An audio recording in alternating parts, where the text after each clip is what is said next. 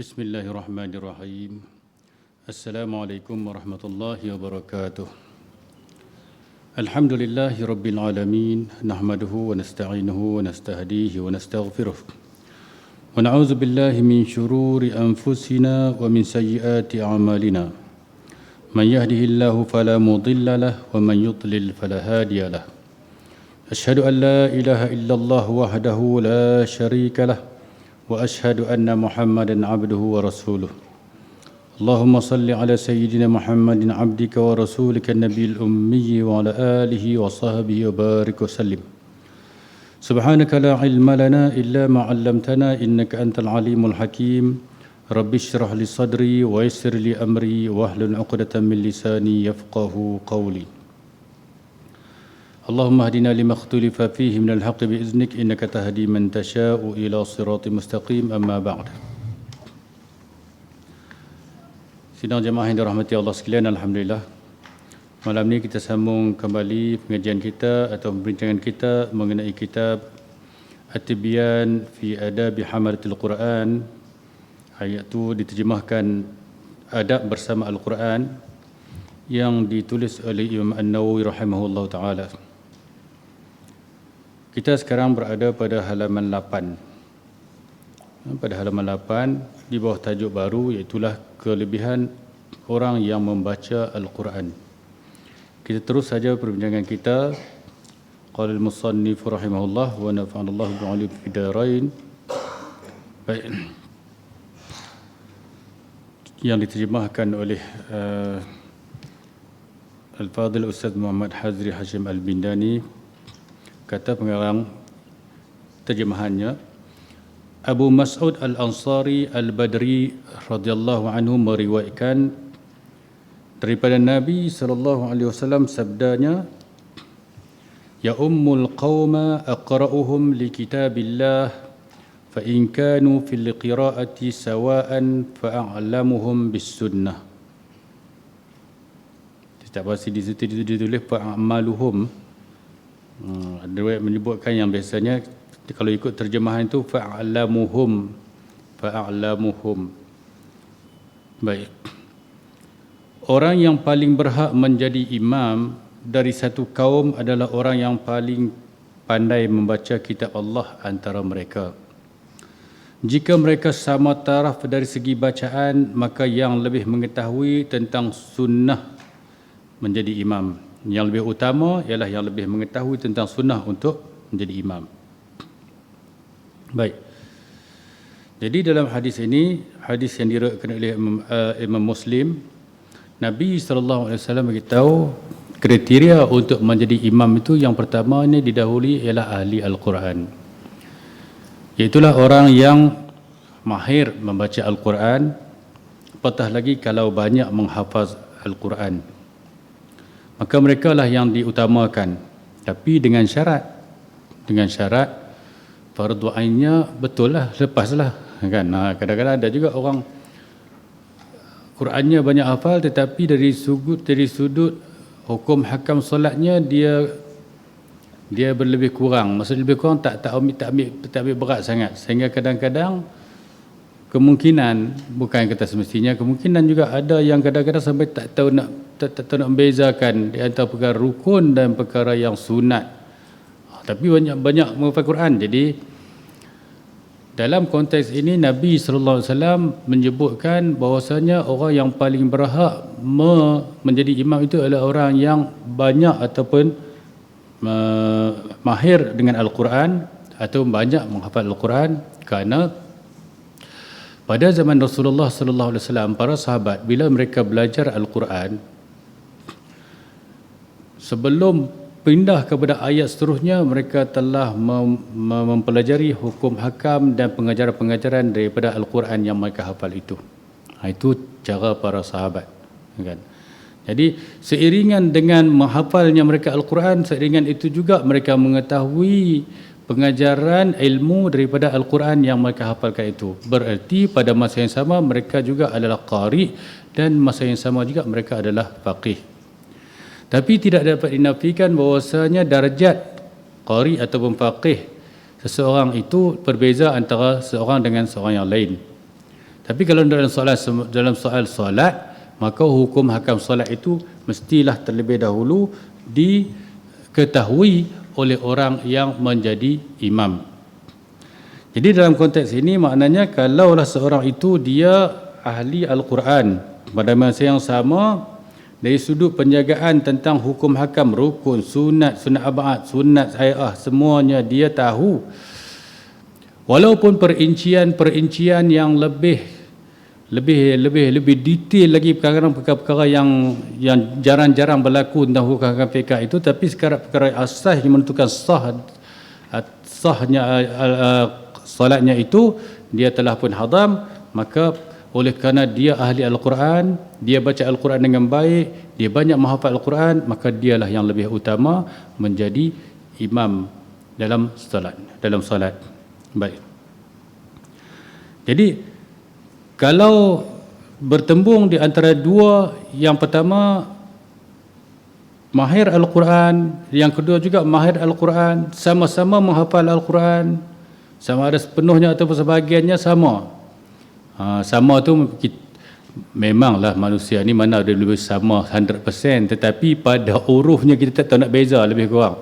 Kalau nak ikut sama 100% tak mungkin terjadi, mesti ada seorang tu dia lebih, seorang tu berkurang. Tetapi pada penilaian kita secara huruf, kita tak boleh nak letak di persenjaman kita lebih kurangnya. Jadi itu maksud sama. So kalau bila sama begitu pada penilaian yang zahir kita, maka pada ketika itulah kita utamakan siapa yang lebih pandai di sudut hukum hakam. Itulah Nabi sebutkan dengan ungkapan a'lamuhum bis sunnah, yang lebih alim, yang lebih mengetahui tentang sunnah Rasulullah sallallahu alaihi wasallam. Jadi kita telah belajar dalam bab solat jamaah dahulu yang kita dah khatamkan, iaitu dalam fiqh mazhab Asy-Syafi'i menyebutkan kalau bertembung di antara dua, ini dalam mazhab Asy-Syafi'i. Benda ni ada khilaf juga dalam mazhab yang lain, ada juga sebaliknya, tapi dalam mazhab Asy-Syafi'i kalau bertembung antara dua, iaitulah di antara seorangnya ahli Al-Quran, seorang lagi ahli faqih. Faqih ini maknanya lebih mengetahui tentang hukum hakam. Seorang lebih banyak menghafal Al-Quran, bacaannya bagus, hafalannya banyak, dan seorang lagi mungkin hafalannya tak banyak tapi bacaannya betul. Bacaannya betul. Tapi dia lebih faqih. Dalam mazhab Syafi'i, bila berlaku pertemuan antara itu, siapa alim dia dahulukan? So dalam mazhab Syafi'i menyebutkan diutamakan orang yang faqih. Itu dalam mazhab Syafi'i, diutamakan orang yang faqih yang mengetahui hukum hakam. Tapi ini memang ada juga khilaf. Ada khilaf juga di kalangan mazhab yang lain. Ada yang mengatakan diutamakan juga orang yang baca Al-Quran selagi mana dia ahli Al-Quran dan dia walaupun tak mendalam pengetahuannya tentang hukum hakam fiqh itu, tetapi setakat untuk basic solat itu memang dia telah pun arif. Maknanya betul lah solatnya itu. Dia tahu membezakan yang mana rukun, yang mana sunat, yang mana sunat ab'ad, sunat ayah, dia tahu membezakan itu. Jangan sampai tak tahu nak bezakan pula. Sebab itu Syekh Al-Fatani menyebutkan dalam kitab Muniyatul Musalli, kan kalau seorang itu dalam solatnya sampai dia salah membezakan, maka boleh menyebabkan solatnya tak sah. Salah membezakan macam mana? Benda rukun dia bagi kata sunat, dia i'tiqad kata sunat, benda sunat dia i'tiqad kata rukun, jadi tak boleh menyebabkan solatnya tak sah. Tapi kalau dia tersalah membezakan dengan cara menganggap kesemuanya wajib belaka, masih lagi sah. Tetapi itu tak dimasuk dalam bagi orang yang faqih, tak masuk orang faqih, tak masuk dalam orang alim, sekadar untuk sah. Kalau macam tu keadaannya, dia tak tahu nak bezakan hak mana wajib, hak mana sunat, dia anggap wajib semualah. Pada masa yang sama dia pun banyak menghafal Al-Quran, maka dia kalau bertembung ada seorang lagi yang tak banyak pun hafal Al-Quran tapi tahu hukum hakam solat tu, tahu membezakan yang mana rukun, yang mana fardu, yang mana rukun, yang mana sunat, sunat ab'ad, sunat ayah, maka pada ketika itu diutamakan orang yang faqih. Baik. Kemudian daripada Ibnu Abbas radhiyallahu anhu katanya adalah para pembaca Al-Quran yang hadir di majlis Umar radhiyallahu anhu bermusyawarah dengannya terdiri daripada orang tua dan pemuda. Jadi Ibnu Abbas radhiyallahu anhu berkatanya, Sayyidina Umar bin Al-Khattab radhiyallahu anhu dalam ahli mesyuaratnya, kita kata jadi esko lah sekarang ni, esko lah dan ahli majlis mesyuarat dia. Dalam ahli majlis mesyuaratnya itu, maka yang hadir dalam ahli majlis mesyuaratnya itu ialah mereka yang ahli-ahli Al-Quran. Pembaca yang Al-Quran yang hadir dalam majlis, mereka itulah dijadikan tempat rujukan, tempat untuk perbincangan, bermesyuarat untuk menetapkan, memutuskan sesuatu keputusan yang nak dibuat berkaitan dengan pelaksanaan apa-apa hal yang berkaitan dengan urusan pentadbiran Umar radhiyallahu anhu. Baik. Jadi maknanya diutamakan ahli Al-Quran. Jadi mengapa mereka itu dijadikan rujukan? Kerana sebagaimana saya beritahu dahulu, ahli Al-Quran di zaman Rasulullah SAW, mereka bukan ahli sekadar membacanya, kerana apabila mereka talaqi membaca ayat Al-Quran dan menghafalnya, sebelum pindah kepada ayat lain, mereka telah menghadamkan, mereka telah pun memahirkan diri mengetahui tentang intipati ilmu, pengajaran dan hukum hakam yang termuat di dalam ayat itu. Itu ahli Al-Quran di zaman Rasulullah sallallahu alaihi wasallam. Maksudnya bila mereka menghafal Al-Quran, mereka tahu apa tuntutan Al-Quran dalam ayat yang mereka hafal itu. Kerana itu mereka dijadikan sandaran rujukan untuk memberikan pandangan dalam majlis mesyuarat Sayyidina Umar radhiyallahu anhu. Baik. Ingatlah bahawa mazhab yang sahih dan terpilih yang diambil oleh para ulama ialah bahawa membaca Al-Quran adalah lebih utama daripada membaca tasbih dan tahlil serta zikir-zikir yang lain. Jadi zikir yang paling baik ialah Al-Quran. Kenapa? Kerana ia adalah kalamullah.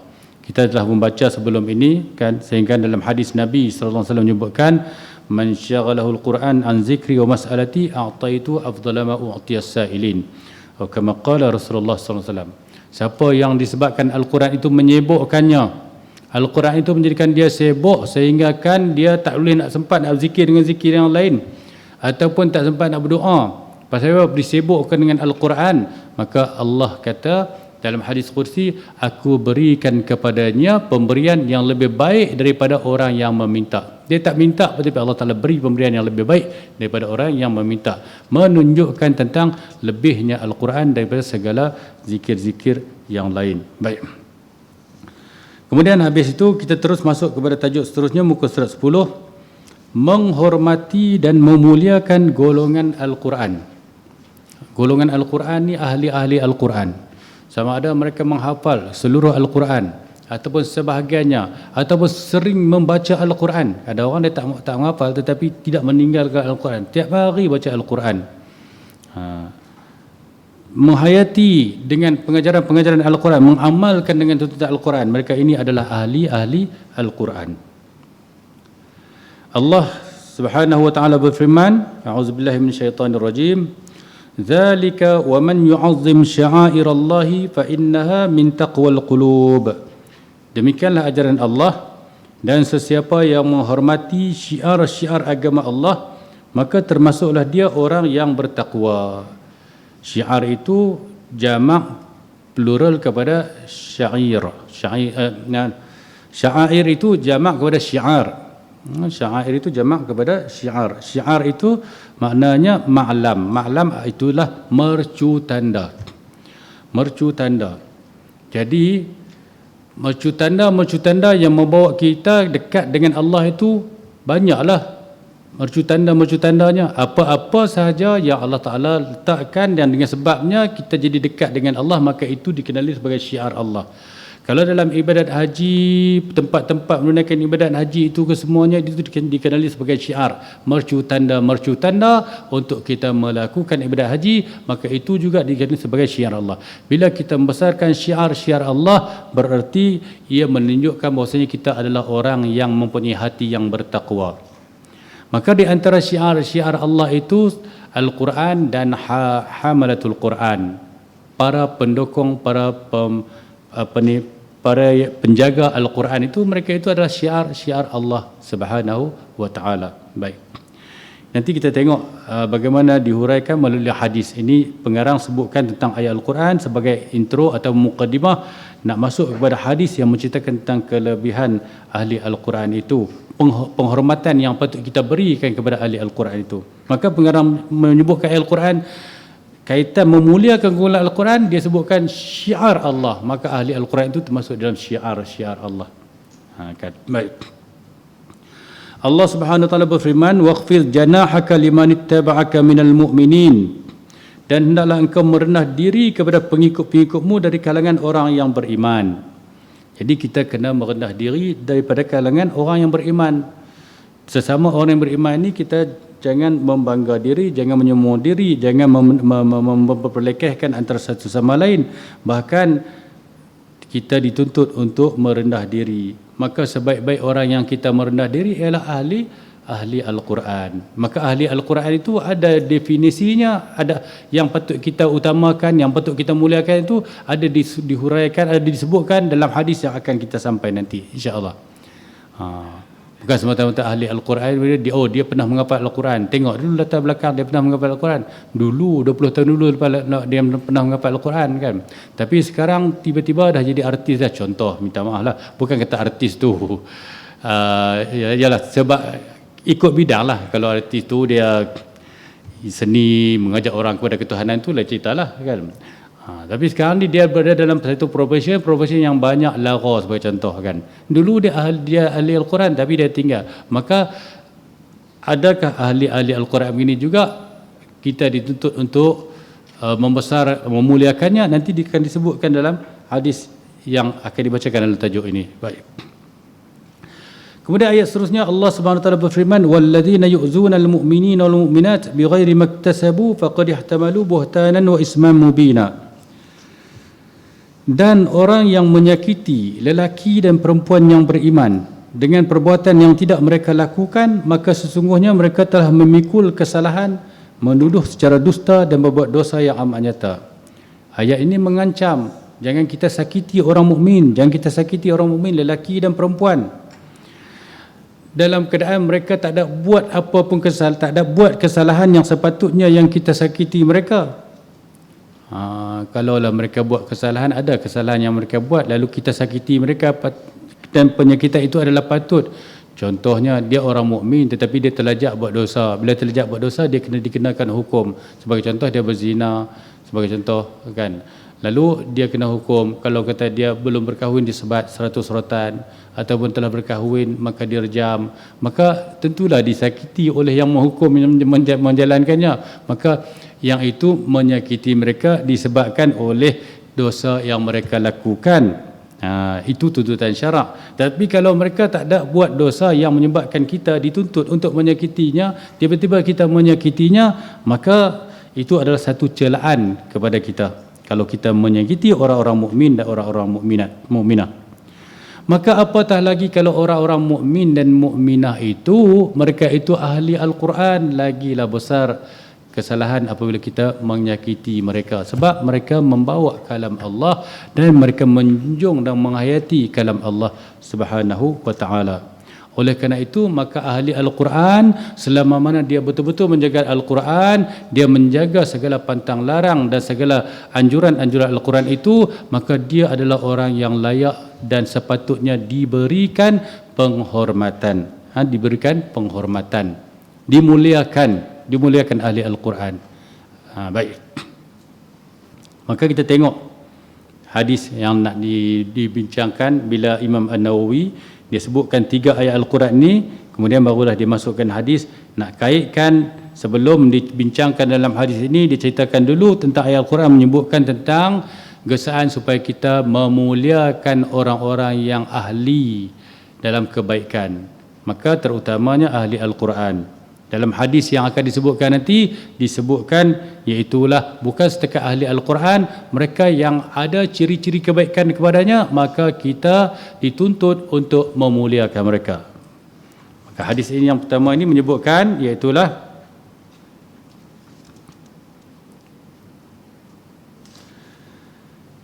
daripada Abu Musa Al-Ash'ari radhiyallahu anhu, katanya Rasulullah sallallahu alaihi wasallam bersabda, inna min ijlalillahi ikrama zisyaibatil muslim wa hamilil qur'ani ghairil ghali fihi wal jafi anhu wa ikrama zis sultanil muqsit. Baik, maksudnya sesungguhnya termasuk mengagungkan Allah, termasuk bila kita buat benda tu berarti kita mengagungkan Allah. Apa dia? Mengagungkan Allah Subhanahu Wa Taala iaitulah memuliakan orang tua yang Muslim. Memuliakan orang yang lebih tua daripada kita, yang mereka itu orang Islam yang lebih tua daripada kita, yang mereka itu memang mengamalkan tuntutan agama Islam. Orang tua yang Muslim. Mereka bukan fasik. Mereka bukan fasik, mereka bukan ahli kabair, bukan orang yang sentiasa melakukan dosa-dosa besar. Maka mereka ini apabila kita muliakan, maka dia sama termasuk dalam arti kata kita mengagungkan Allah Subhanahu Wa Taala. Maka yang pertama sekali patut dimuliakan siapa? Orang tua mana? Siapa? Ayah ibu kita, ibu ayah kita, ya. Itulah orang tua kita. Betul, ada sebagai orang dia kata jangan panggil orang tua, kan. Tapi itu kadang-kadang bahasa uruf. Ada orang dia sensitif, jangan panggil orang tua. Itu tak tahulah, itu pandangan dia lah, kan. Kau ada larangan dalam itu bahasa pada uruf. Tapi kalau kita panggil orang tua tu dengan maksud mencela, memanglah tercelalah perbuatan itu. Tetapi kalau dah uruf menyebutkan orang tua itu orang yang lebih dihormati. Sedangkan dalam hadis ini pun menyebut memuliakan golongan orang tua, kan, di asy-syaibah. Baik. Jadi memuliakan Allah, kita tengok segi kepada syarah hadis ini dalam kitab yang lain, dalam kitab Syarah Riyadhus Shalihin, dia ada menyebutkan inna min ijlalillah, termasuk dalam perbuatan mengagungkan Allah. Mengagungkan Allah itu macam mana? Sebab orang kafir ini, sebagai orang kafir Allah Ta'ala sifatkan dalam surah Al-An'am ayat 91, wa ma qadarullaha haqqa qadri, mereka tidak mengagungkan Allah dengan sepatutnya. Oleh kerana itu ciri orang kafir, mereka itu tidak mengagungkan Allah, tidak meletakkan Allah itu di martabat yang sepatutnya. Oleh kerana itu kita orang mukmin kena menyalahi orang kafir. Maka fayambaghi an tuqaddira rabbaka haqqa qadrih subhanahu, maka kita orang mukmin ini patut mengagungkan Allah Subhanahu Wa Taala di tempat yang sepatutnya. Macam mana cara kita nak mengagungkan Allah Subhanahu Wa Taala? Bi an ta'mala bi dinillahi Subhanahu Wa Taala, iaitu dengan kita mengamalkan tuntutan agama Allah. Tu maknanya kita mengagungkan Allah. Mengagungkan Allah dengan maksud kita mengamalkan apa yang dituntut dalam agama Allah Subhanahu Wa Taala. Dan kita memuliakan agama ini, dan kita memuliakan ahli yang dalam agama ini. Memuliakan ahli agama Allah ini. Maksudnya ahli ialah mereka yang mengamalkan tuntutan-tuntutan agama Allah. Maka di antara mereka yang pada zahirnya kita boleh kenal mereka itu lebih mengamalkan agama Allah berbanding dengan kita, iaitulah orang tua. Ini kita hukum pada zahir. Dia duduk di rumah dia buat apa kita tak tahu, kita jangan fikir. Dan kita nampak dia datang surau, datang masjid, solat, orang tua datang solat. Jangan kita duk korek ni cerita dulu, entah ke dia solat ke tak solat, itu bukan urusan kita. Kan? Tetapi pada zahirnya bila dia solat, dia lebih tua daripada kita, berarti solatnya lebih banyak daripada kita. Oleh kerana solatnya lebih banyak daripada kita, amalan baiknya lebih banyak daripada kita, maka dia telah pun ada padanya ciri-ciri orang yang mendukung agama Allah ataupun mengamalkan agama Allah itu sebanyak-banyaknya berbanding dengan kita yang lebih muda. Oleh kerana itulah, maka bila kita muliakan dia, berarti seperti kita sebagai satu tanda kita memuliakan ataupun mengagungkan Allah Subhanahu Wa Taala. Mengagungkan Allah Subhanahu Wa Taala. Baik. Ada satu hadis, saya nak bacakan hadis menunjukkan orang memuliakan orang yang tua ini. Baik. Hadis sahih. Dia sebut begini. Anna rajulaini qadima ala Rasulillah sallallahu alaihi wasallam wa kana islamuhuma jami'a. Baik. wa kana ahaduhuma ashadda ijtihadan min sahibihi faghaza al-mujtahidu minhuma fastushhida thumma makasa al-akhar ba'dahu sanah thumma tuwfiya. Baik, saya terjemahkan dulu. Ada dua orang lelaki ni di zaman Rasulullah SAW. Ada dua orang lelaki qadima ala Rasulullah SAW. Mereka datang kepada Rasulullah SAW. Dalam riwayat yang lain menyebutkan mereka itu daripada kalangan orang Yahudi, tapi yang beriman. Mereka datang kepada Rasulullah SAW, dua orang lelaki. Lalu mereka sama-sama masuk Islam di hadapan Nabi SAW. Bila mereka dah masuk Islam, kedua orang lelaki ini, salah seorangnya sangat kuat mengamalkan agama ini daripada kawannya. Dia maknanya lebih kuat beribadat, lebih kuat berusaha untuk melakukan amal soleh berbanding sama kawannya. Yang kawannya pun buat juga amal soleh, tapi yang seorang lagi lebih kuat. Lebih kuat amal soleh. Kemudian orang yang lebih kuat buat amal soleh ini, faghada al-mujtahidu minhuma, kemudian dia pergi berjihad pula. Dia pergi berjihad, pergi berperang di jalan Allah. Fastushhida, mati syahid pula dia. Kemudian dia mati syahid. Summa makasal akharu ba'dahu sanah. Bila kawan dia ni mati syahid, tinggallah seorang kawan dia lagi yang mereka sama-sama masuk Islam depan Nabi. Kawannya seorang lagi masih lagi hidup, tapi hidup setahun selepasnya meninggal. Mana dia hidup setahun selepas kawannya mati syahid itu meninggal dunia. Baik. Summa tuwfiya, kemudian dia pun meninggal dunia, wafat.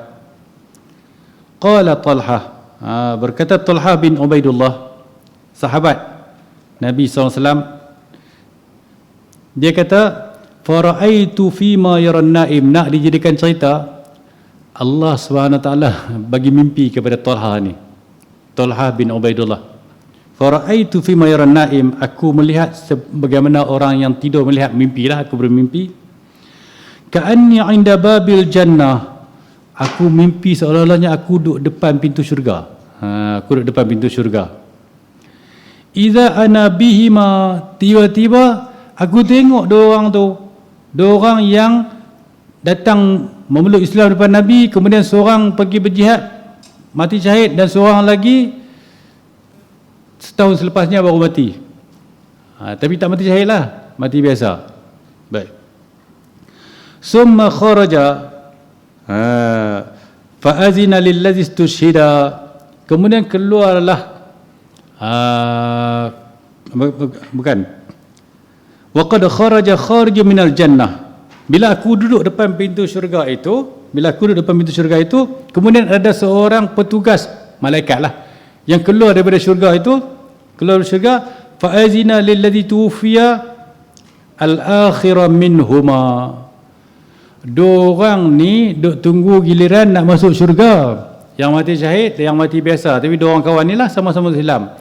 Aku dah tengok lah, kata Talha bin Ubaidullah, aku tengok depan pintu syurga tu, tiba keluar malaikat nak panggil masuk syurga.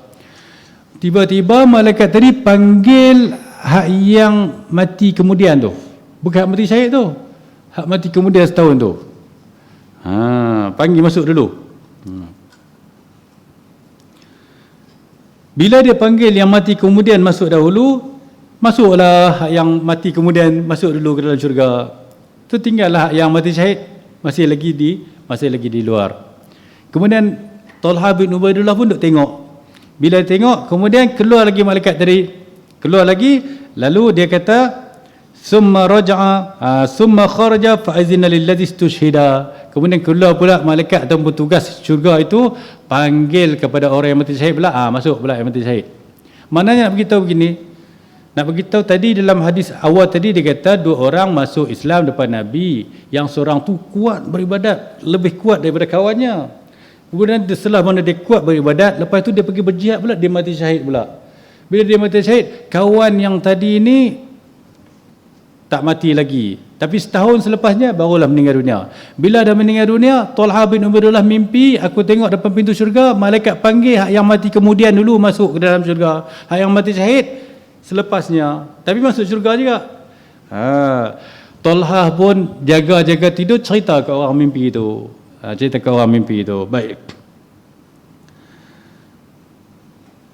Summa raja'a ilayya faqala. Baik, dia tak jaga tidur lagi, tapi dalam mimpi tu bila malaikat panggil kedua-dua tu dah masuk syurga, kemudian malaikat tu keluar pula jumpa Talha pula.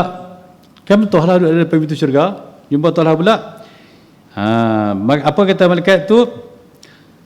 Faqala li irji' fa innahu lam ya'ni laka ba'd.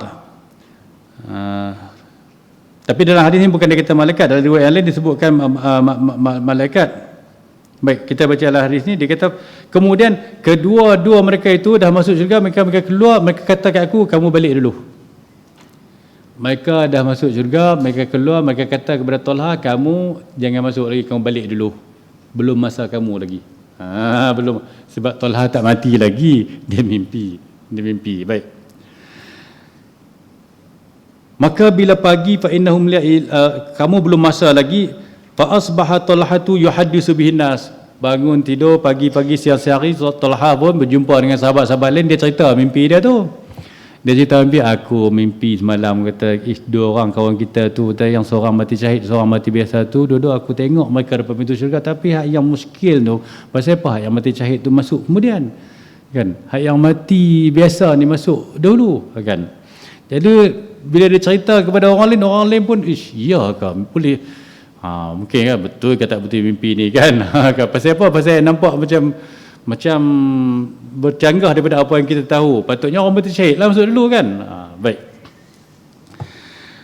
Fa'ajibu li zalika, sahabat-sahabat yang Talha cerita-cerita tu mereka pun kehairanan. Fa balagha zalika Rasulullah sallallahu alaihi wasallam. Cerita tu sampai kepada Rasulullah.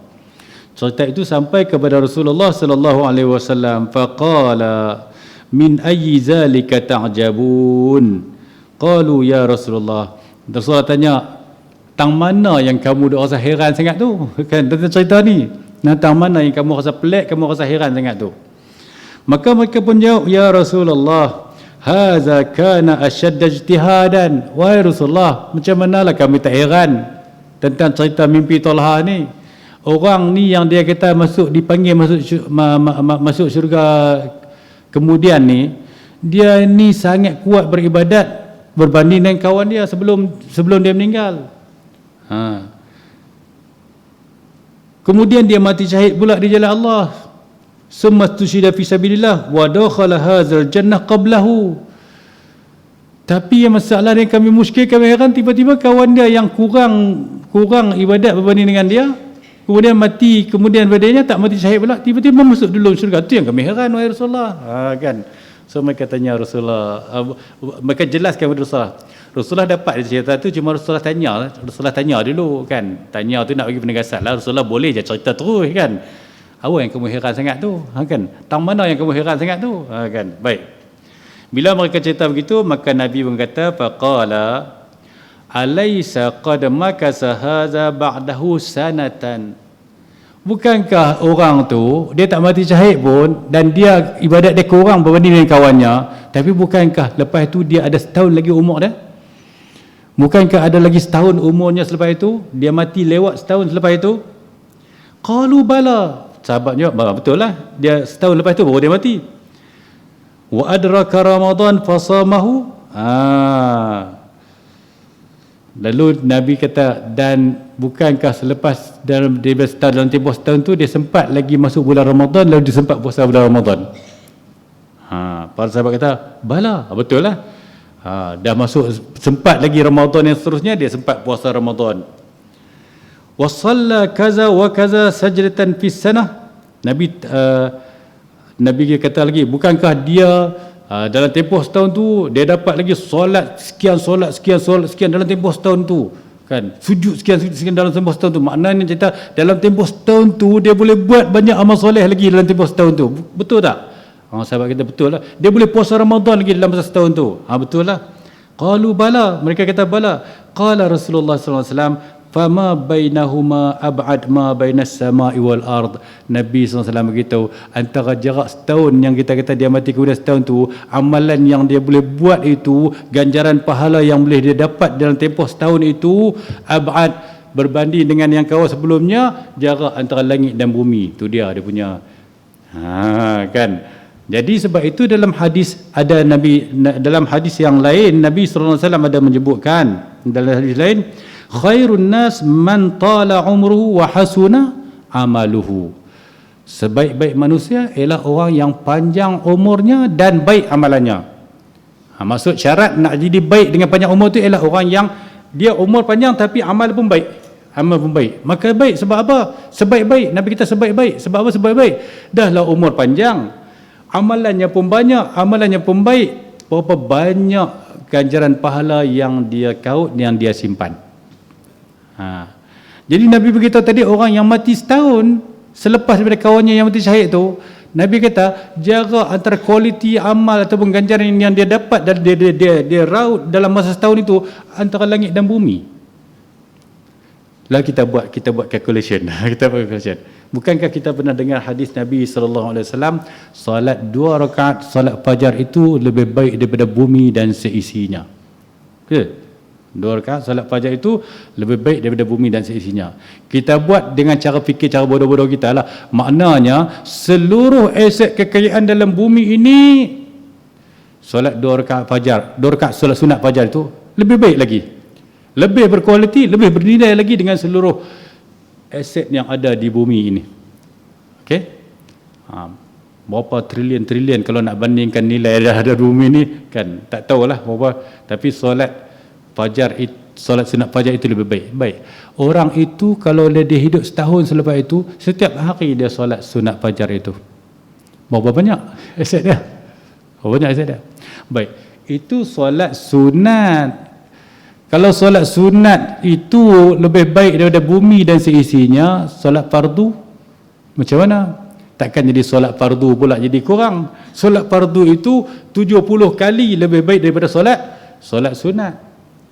Kalau kita solat subuh, kalau kita solat sunat subuh itu lebih baik daripada bumi dan seisinya, ataupun kita kata paling kurang kaum pun sama bumi dan isinya, kan? Paling kurang lah, tapi hadis sebut lebih baik, kan? Kalau solat fardu disebutkan solat fardu itu 70 kali kelebihan daripada solat sunat, kali 70 pula. Tu kalau sehari satu solat, kalau sehari 5 solat, banyak mana? Kalau setahun 360 hari, kalau tahun Hijriah 360 atau 365 tahun ni, mana kalilah berapa? Jadi tidak hilanglah kemuskilan kita yang Nabi kata, jarak dia mati setahun selepas tu, kalau nak ikut amalan itu antara dengan kawan dia yang mati sebelum tu, macam langit dengan bumi, kan? Kan? Jadi mungkin kita pun terfikir, kalau begitu tak payahlah kita mati syahid, kita kan? Jadi kita kalau gitu kita pakai dua ibadat. Tapi pun siapa orang berlumba-lumba nak pergi mati syahid tu, kan? Tuan-tuan, yang berlumba mati syahid, sebab bila mati syahid dah jamin diampunkan dosa-dosa kita, kan? Diampunkan dosa kita, dia tetap masuk syurga, Tapi kalau orang tak berebut nak mati syahid, pasal apa? Dia kata aku tunggu tak mati syahid tapi aku buat amal. Kamu confirmkah bahawasanya amal kamu diterima? Confirmkah kamu tak tergelincir? Confirm tak kamu tak tergelincir? Confirm tak kamu tak melakukan maksiat? Kan? Jadi oleh kerana itu, orang berlumba-lumba untuk mati syahid itu satu fadilat. Cumanya kalau ditakdirkan seseorang itu dia tidak mati syahid, tetapi Allah Ta'ala pelihara dia daripada terjerumus dalam maksiat, ataupun kalau terjerumus dalam maksiat pun cepat-cepat bertaubat dan Allah Ta'ala terima taubatnya, maka berdasarkan kepada amal yang dilakukan, setiap amalan itu ada catatan-catatannya. Oleh kerana itulah dalam hadis ini Nabi bagi tahu, termasuk dalam keadaan kita mengagungkan, memuliakan ataupun mengagungkan Allah itu, di antara cara kita mengagungkan Allah itu ialah kita memuliakan orang tua dalam Islam. Disebut Zi Syaibah al-Muslim, orang tua yang Muslim. Sebab apa? Sebab orang tua yang Muslim ini iaitulah orang yang mengamalkan agama Islam. Pada zahirnya dia lebih banyak solat daripada kita, dia lebih banyak puasa daripada kita, dia lebih banyak amalan-amalan kebajikan daripada kita. Tapi saya tahu Ustaz, dia tu lah dulu masa muda-muda dulu, saya tahu lah cerita dia kan, Pop Ye Ye dulu cerita dulu kan, contoh kan. cerita dia zaman muda dulu macam mana? Dia lebih baik. Okey, tak apalah, dia ada zaman muda, dia zaman muda dia, zaman lara, zaman lalai dia kan. Tapi sekarang dia orang tua, kemudian kamu tengok dia beramal bagus tak kamu tengok? Bagus. Sini. Dia kaki solat, kaki masjid. Setiap 5 waktu datang ke masjid. Tapi saya pernah dengar cerita muda dia. Jadi kalau kamu tengok dia datang ke masjid tu, agak-agak dia datang masjid tu, kamu tak bayangkan bahawa apabila dia telah pun menjadi ahli ibadat, tentulah dia telah pun memikirkan tentang zaman silamnya. Kamu tak terfikir ke? Bila dia telah kembali kepada Allah, dia akan memikirkan zaman silamnya. Bila dia memikirkan zaman silamnya, tentulah dia memikirkan tentang dosa silamnya. Bila dia memikirkan tentang dosa silamnya, adakah dia kembali kepada Allah tanpa meminta ampun kepada Allah? Pada zahirnya orang itu bila dia dah konsisten dengan beramal soleh, tentulah dia kembali kepada Allah dan dia telah meminta ampun kepada Allah. Dan apabila dia telah minta ampun kepada Allah, pada zahirnya Allah Subhanahu Wa Taala mengampunkannya. Allah Subhanahu Wa Taala, kalau ada Allah Taala ampunkan, kalau ada Allah Taala at-taibu minaz zambi kaman la zambala, orang yang bertaubat dengan sesungguh-sungguhnya daripada dosanya itu macam orang yang tak ada dosa lagi. Bahkan dalam ayat Al-Quran juga Allah SWT menyebutkan, Allah SWT menukarkan kejahatan mereka itu menjadi kebaikan. Menjadi kebaikan. Sebab itu bila kita tengok orang-orang tua, orang yang lebih tua daripada kita, yang cara hidupnya soleh, dia ahli ibadat, dia akhlaknya baik, maka kita kena hormat mereka, kita kena agung mereka. Kerana itu tandanya kita mengagungkan Allah Subhanahu Wa Taala. Bukan kerja kita korek cerita lama-lama apa sebab zahirnya apabila seorang itu baik, tentulah sebab semua orang ada cerita lama. Betul? Semua orang ada cerita lama. Semua orang ada sejarah-sejarah silamnya. Maka sejarah-sejarah silam itulah yang kadang-kadang menyebabkan dia jadi baik. Sebab adanya sejarah silam itulah kadang-kadang, sebab itu disebutkan oleh Ibn Athaillah As-Sakandari kan. Ibn Athaillah As-Sakandari yang mengarang kitab Al-Hikam itu menyebutkan dosa yang mewarisi taubat itu lebih baik. Mafhum dia gitulah. Dosa yang menyebabkan seorang itu menyesal itu lebih baik berbanding dengan amal soleh yang menyebabkan seorang itu merasakan dirinya, menyebabkan riak atau menyebabkan diri dia rasa istimewa. Sebab apa? Kalau seorang itu ahli maksiat, ahli dosa, banyak dosa yang dia buat, tiba-tiba dia tersentak, lalu dia menyesal, dia menangis daripada Allah Subhanahu Wa Taala, dia kembali kepada Allah Taala. Allah Taala suka sungguh kepada orang yang macam ni. Allah Taala sangat gembira hamba-Nya yang kembali kepadanya, bawa dosa yang banyak, mengaku depan Allah Taala. Allah Taala sangat suka pada hamba ni, Allah Taala ampun dia. Sebab dosa yang mewarisi taubat, dosa yang menjadi penyebab kepada dia taubat itu, berbanding dengan amal yang banyak, amal soleh yang banyak tetapi mewarisi riak. Amalnya banyak tetapi dengan sebab dia riak pula, riak itu meruntuhkan amalnya. Nampak? Riak itu menghapuskan amalnya tanpa dia sedar. Sedangkan kawan tadi dosa tiba-tiba dosa itu menyebabkan bertambah amal. Macam mana bertambah amal? Sebab apa? Sebab Allah Ta'ala telah pun ampunkan dosanya, kosong-kosong, habis. Kemudian dia buat amal yang baru, kemudian bertambah amal. Dan kalau Allah Ta'ala mengendaki, sebagaimana Allah sebutkan dalam Al-Quran, Allah Ta'ala boleh saja menukarkan kejahatannya itu, ditukarkan jadi kebaikan. Sebab itu kesimpulannya daripada hadis ini, siapa saja orang tua dalam Islam patut kita hormati mereka. Itu tuntutan dalam agama. Kita kena hormat orang yang lebih tua daripada kita, yang pada zahirnya dia beramal dengan amal Islam, ya. Kecuali kalau orang tua masih lagi duk berpelesiran di kelab malam dan sebagai contoh, itu dia tak panggil zi asy-syaibah al-muslim. Yang dimaksudkan zi asy-syaibah al-muslim ini ialah orang tua muslim yang beramal dengan tuntutan agama. Wa hamilil Quran ghairil ghali fihi wal jafi anhu. Baik. Dah masuk waktu dah. Ustaz dah masuk ah? Dah masuk. Baik, dah masuk dah. Kita stop kat orang tua ni dulu. Hadis. Nanti insya-Allah kalau hadis ni mana kita stop ni, nanti kita sambung pula pada siapa yang patut kita muliakan lagi, itulah ahli Al-Quran. Kemudian siapa lagi kepada pemerintah yang adil, patut kita muliakan. Jadi uraiannya insya-Allah nanti kita temukan pada pertemuan yang seterusnya insya-Allah. Tapi kita ambil poin pada hari ini, iaitu tuntutan yang termasuk dalam kemuliaan akhlak kita menghormati orang yang lebih tua daripada kita. Ya. Adik-adik, terutamanya guru-guru kita, mereka tentulah lebih tua daripada kita, ibu bapa, jiran-jiran, ahli jemaah sini, maka hormati orang yang lebih tua daripada kita. Bila kita terhormati, kita pun diberikan ganjaran pahala oleh Allah Subhanahu Wa Taala kerana menghormati orang yang lebih tua. Kenapa? Kerana kita termasuk dalam aktiviti kita menghayati bagaimana cara mengagungkan Allah. Dan itulah dengan memuliakan orang tua dalam Islam. Baik, kita berhenti sampai kat itu dulu. Nanti kita sambung lagi wahamilul Quran tu pada pertemuan yang seterusnya insya-Allah. Jadi sampai sekat itu dulu, kita tutup dengan tasbih kafarah. Subhanakallahumma bihamdik asyhadu an la ilaha illa anta astaghfiruka wa atubu ilaik. Bismillahirrahmanirrahim. Wal 'asr innal insana lafi khusr illa alladhina amanu wa 'amilus solihat wa tawassaw bil haqq wa tawassaw bis sabr. Aqulu qawli hadha wa astaghfirullah li wa lakum. Wassalamu alaikum warahmatullahi wabarakatuh.